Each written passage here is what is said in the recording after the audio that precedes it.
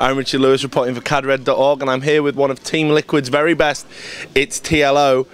First thing I want to talk to you about is medical, and I'm not a doctor by any means, so you might be able to shed some light on it.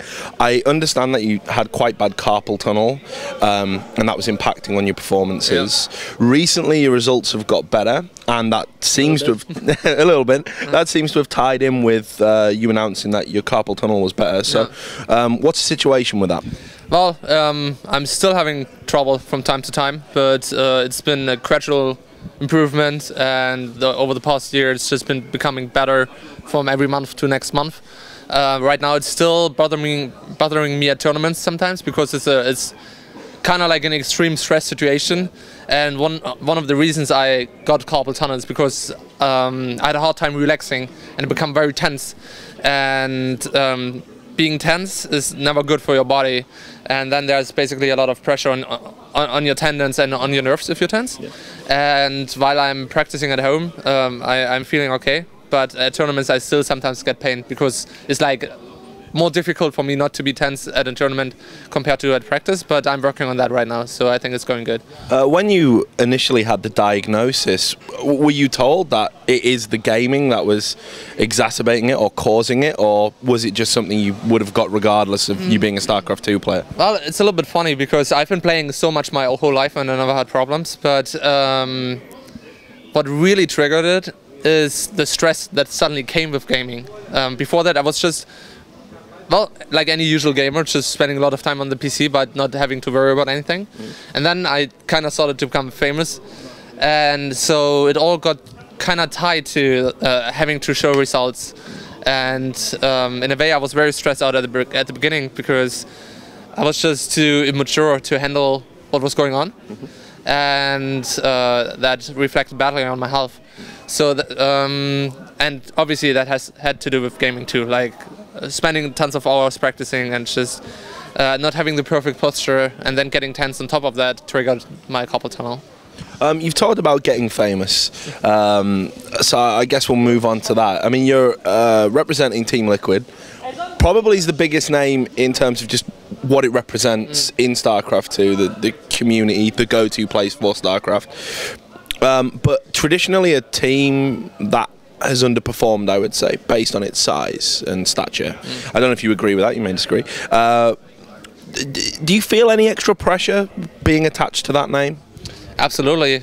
Being part of Team Liquid is a dream come true for me, but it's a dream I feel I haven't been, how do you say it, I haven't been living up to the size of that dream, and I haven't been living up to what I'm supposed to represent as a member of Team Liquid. And I think I pressure myself more than anybody else pressures me. It's not like Nazgul from Team Liquid, our manager. He's the most understanding person on the planet, and he would never go to me and say, if you don't perform well next year, I'm gonna kick you off the team, because Team Liquid is much more of a family, and everybody's being taken care of. But inside of my head, I feel like I'm a disappointment for Team Liquid, and I have to learn to live up to the responsibility that have come with being part of Team Liquid, I think.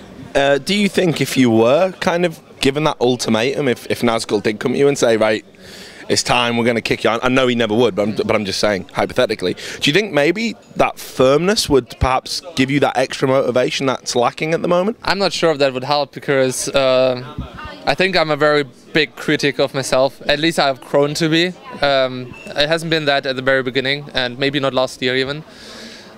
Which is kind of nice to see a development in my personality in that regard, because I think I'm very prone to be a very arrogant person, even though people wouldn't expect that of me. I wouldn't either. But I have very high, I have a very high opinion of myself in some ways, and very bad opinions of myself in other ways. So it kind of swings both ways. But I think over the past year I have learned that I have to work harder, and every single day I tell myself I'm not giving 100%, I'm not even giving 50% or 40%, and I need to get my shit together. And so I don't think I need any exterior pressure, because there's so much interior pressure already. If there would be coming pressure from the outside, or also from like my close people, I think I would just be crushed between it. Okay. So while we're on the subject of Team Liquid, I want to talk a little bit about the documentary. It's a bit of a side issue. It was met with a lot of positivity, but also some negativity. Some people saying it wasn't a true documentary. It kind of looked a bit more like an extended interview, PR, whatever you want to call it. Were you a bit upset at the way some people received it and some of the criticisms it received? No. I completely understand the critics because the points that were made were very valid. It wasn't a documentary in this in a very high quality regard that you look at many different angles and you have like a storyline. But so I understand why people were upset. It was a very low budget production actually. And there's going to be a lot of great esports documentaries that are going to live up more to the name. But I think it still did a really good job at like showing some more aspects of the players. And overall, I was very happy about the documentary. And when I watched it, I felt very motivated by it, because it made clear to me how much I like Team Liquid and how much I am proud to be part of it. So I'm fine with people criticizing it. I think people criticizing in general is a very good thing, because it means you can learn from that and you get an exterior perspective on things. And the best thing you can do out of being criticized is to handle it constructively. So I'm pretty sure the guy who made the documentary, Michael Kruger, wasn't angry about that either. He knew the flaws of the documentaries himself, and he's going to learn out of it and make a better product next time. So let's move to Korea. We were always going to bring this up. You were one of the people who'd spent some time out there, said it didn't do a lot for you, you didn't really enjoy it. Now you're going back. What's changed? Some people might see that as strange. I changed a lot, and the conditions in Korea changed too. I wouldn't even say I didn't get anything out of Korea 2010. It changed me as a person fundamentally. It was the first time that I was actually even living away from home, from my family. So maybe it was like a little bit of an extreme change. Most people who like become 19 or 20 like move away from their parents' place, maybe like a few kilometers, or like into another city in their country, together with a bunch of friends they probably know. I moved right from my family to Korea, into a team house with 16 strange people. So that was a little bit more of an extreme like change of lifestyle than would go on for the usual student or something. And nowadays I think I'm much more secure as a person. I'm much more experienced and less immature.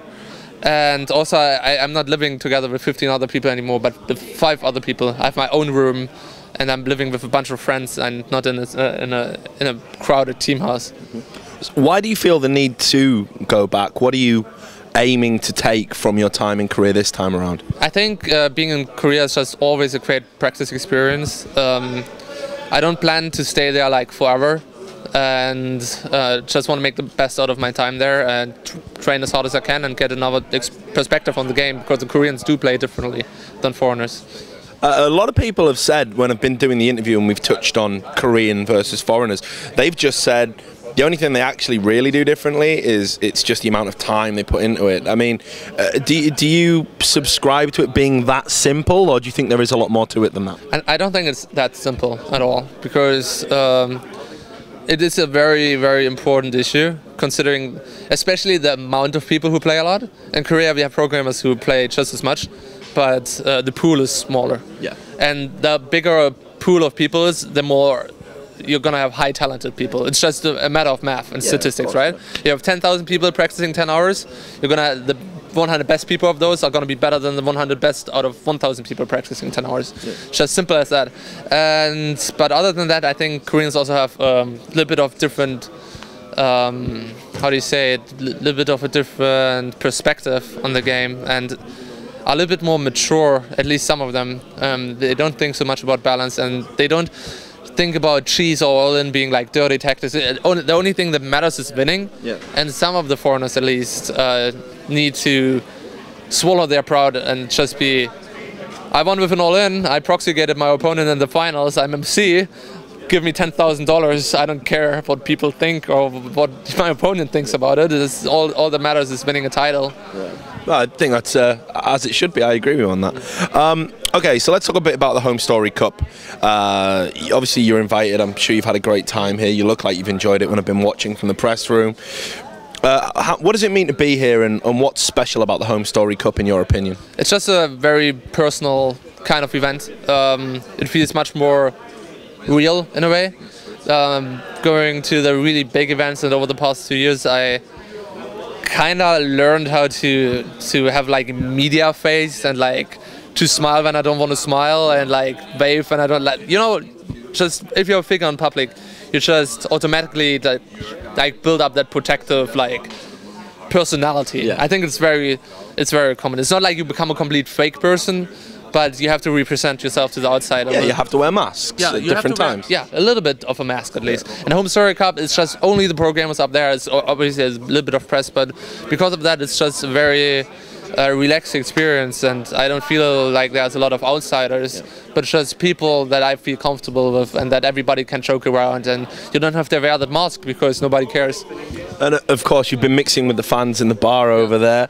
I mean, has that been good for you? Like, because the barcraft's happening directly below the event, which is, you know, I guess that doesn't happen very often. And, you know, you've been in there. Have you enjoyed that kind of mixing with the fans and seeing their reactions? And if so, has it been different to being at a regular event? I don't know, it's been pretty relaxed. I'm pretty happy about the people here because they are very respectful.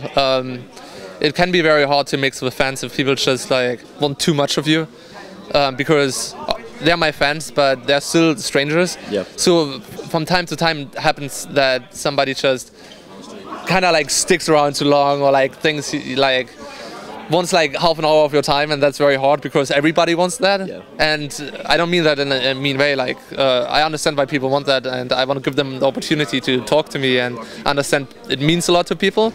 But it's important that people understand that they have to find like the balance between talking to those programmers and to the people who are like exposed to the public, and like not like overstepping. Yeah, there's boundaries. Yeah, there's boundaries, and those people here have been respecting those boundaries, even though they're like so close up to the programmers. So that's great. That's great, just because you could be afraid, like because they are so close, that they would overstep the boundaries. Yeah. But they have absolutely been very respectful. So, you've said you're going to get your shit together. You're getting your shit together. So what does that mean in terms of where we're going to see you next? Where you're going to be competing? What plans do you have? Well, I don't have like any specific plans like I'm going to win this tournament or that tournament. It's just going to be, I'm going to keep focusing on my practice. I'm going to keep doing what I do. I have a sports psychologist now. I have a physiotherapist I talk to. Wow. And I'm tapping into the knowledge other sports have, because there are so many techniques football players, badminton players, tennis players, race car drivers apply that can be applied one-to-one to esport. And that's my main focus at the moment. Learn from all the knowledge I can obtain and apply that to myself. I think it's I'm investing into loss by that a little bit, because other people purely focus on the game and they're gonna improve more quickly over a short period of time, but I'm gonna improve more over half a year or 1 year period because of that. And I'm in for the long run. I don't care if they're gonna be better than me in 2 months. The only thing that matters is how many titles I'm gonna have in 5 years, and that's gonna be more than other people, I think. That's great. I think that's a great point to end the interview on. Thanks a lot for taking the time to talk to us. I know we're not a big name website, no, so it's always great.